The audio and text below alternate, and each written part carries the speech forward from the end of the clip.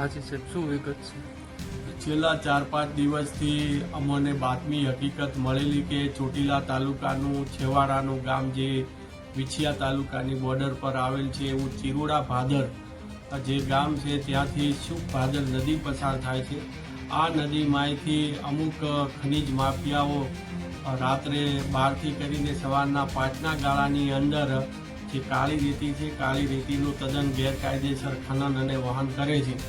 તે હકીકત બાતમીને આધારે આજે મોડી રાત્રે 1:30 વાગ્યાની આસપાસ અમારી નાયબ કલેક્ટર 5 ચોટીલાની ટીમ સાથે અમે ખાનગી રાહે દરોડો પાડેલો અને આ દરોડા દરમિયાન છે એ સ્થળ ઉપરથી જે ખનન અને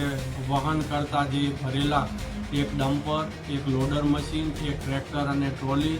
તેમજ રેતી ચાળવાનો ચારણો અને આશરે 120 ટન કાળી રેતી છે એ જપ્ત કરવામાં આવેલી છે. આ જે મુદ્દામાલ છે એની કિંમત છે 71,32,000 રૂપિયાનો મુદ્દામાલ જપ્ત કરી અને ચોટીલા મામલાદાર કચેરી ખાતે ખસેડવામાં આવેલ છે. નિવેદનોના આધારે જે આ ખનીજ માફિયાઓના જે નામ છે નામ સામે આવ્યા છે, જેમાં જે ચિરોડા ગામના રહેવાસી જોગીદાસ ભૂરાભાઈ ખાચર અને જસદણના રહેવાસી જેસાભાઈ ભરવાડ, આ બંને ઈસમો છે એ ઘણા સમયથી શુક ભાદર